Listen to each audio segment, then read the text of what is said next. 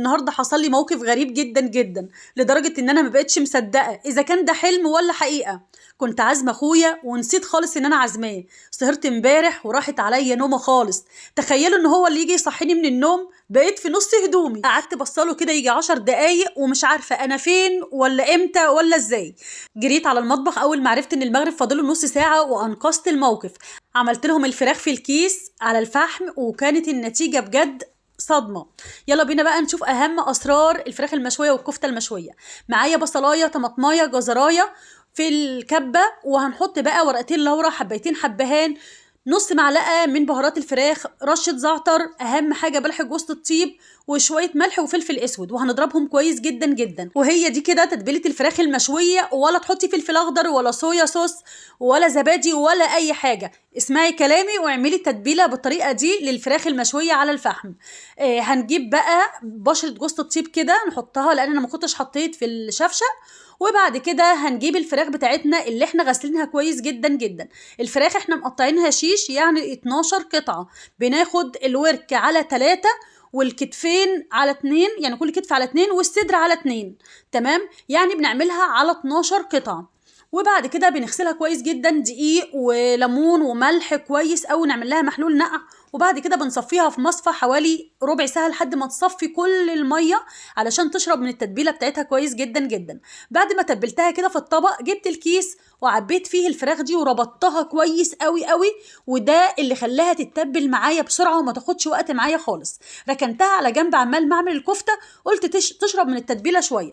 الكفته بقى معايا كيلو من اللحمه المفرومه والشين، فيها يعني كيلو الا ربع من اللحمه، وربع كيلو من البوش اللي هي الدهون اللي ما بتسحش، فرمتهم والشين.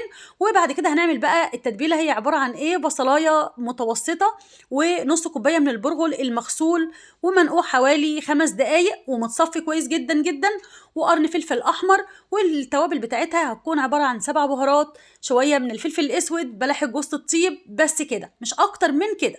بعد كده بقى هنحطها في الطبق بتاعنا ده، وهنضيف عليها بلح جوز الطيب برضو لانها مهمة جدا جدا في كل المشاوي. وهحطها في التلاجة شوية، ونظبط الملح بتاعها أهم حاجة. حطيتها في التلاجة شوية لحد ما اتشمعت كده واتمسكت، وبعد كده هنبتدي بقى نسيخها. عايزة أقول لكم على معلومة مهمة كمان، وهي إن إحنا بنحط نص معلقة بيكنج باودر في الخلطة. بعد ما فرمنا البصل والحاجات دي كلها، بناخد اللحمة نضيفها على الحاجات دي ونضربها في الكبة مع نص معلقة من البيكنج باودر علشان تبقى هشة معانا مش مكتومة. بنصبحها ونحطها في الصينية، وبعد كده نرفعها على النار. انا هنا بديها رشه بلح جوز الطيب كمان. وطبعا حطيتها على البوتاجاز كده على نار عاليه، بتاخد شويه كده، وبعد كده بندخلها الفرن. تعالوا بقى نعمل الرز. انا كان عندي بصلايه مشوحاها كده من قبل كده، يعني حطيتها على النار وحطيت فيها شويه من توابل الرز. ولو انتوا عايزين تعرفوا البهارات بتاعه الرز اكتبوا لي في الكومنتات، علشان مش عايزه اطول عليكم في الفيديو. وبعد كده شوحنا الرز بتاعنا كويس، ظبطنا الملح، حطينا ورقتين لورا، حته قرفه خشب، وظبطنا الميه المغليه، حطينا ميه مغليه وظبطناها، وظبطنا الحياء بتاعه وسبناه على نار عاليه. وبعد كده لما اتشرب هدينا عليه النار خالص. نرجع بقى نشوف الفراخ المشويه بتاعتنا. انا سبتها طبعا لحد ما انا عملت كل حاجه، واخر حاجه هي الفراخ هشويها. حطيتها بقى كده في الشبكه بتاعه الشوي، وانا مولعه الفحم ومجهزاه. تعالوا بقى نروح نشوي الفراخ.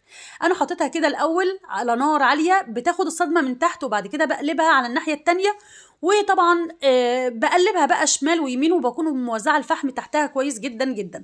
طبعا اخويا كان قاعد هيطق من جنابه مني لاني اتاخرت لان هو اللي جه صحاني بيقول لي انت مش عامله حسابك يا بنتي ان انت عازماني النهارده. اتكسفت بصراحه قوي من الموقف ده. بصوا بقى، انا كده خلصت الكفته، طلعتها من الفرن، زينتها بشويه بقدونس، وطلعتها كمان على فرشه بقدونس كده عشان الدهون. ونسيت اقول لكم كمان ان انا حاطه فيها حته ليا ضاني، بتديها طعم حلو جدا جدا، لاني في الاخر بديها ريحه الفحم. يعني بعمل لها فحميه كده اولعها واطفيها بمعلقه زبده، بتاخد ريحه الفحم. كمان الفراخ المشويه هي خلصت زي ما انتم شايفين. بصوا شكلها جميل ازاي وريحتها كانت قلبة الدنيا كلها. وعملت سمبوسك بالجبنه، وعملت بقى شويه سلطه حياتي، انما ايه يهبلوا. اهم حاجه فيها ان انت بتجيبي بصلايه تدعكيها بشويه ملح وفلفل وكمون كده، وتحط لها معلقه خل على جنب لحد ما تقطعي كل المكونات، وتحط لها شويه كزبره خضراء بتديها تست حلو قوي، وبعدين بتضيفيها عليها، وكتري الليمون بقى واديها ميه اللي هي وسك الصالحين. وادي الكفته المشويه، بصوا جوسي وجميله ازاي. بجد كان الاكل تحفه، والحمد لله انقذت الموقف.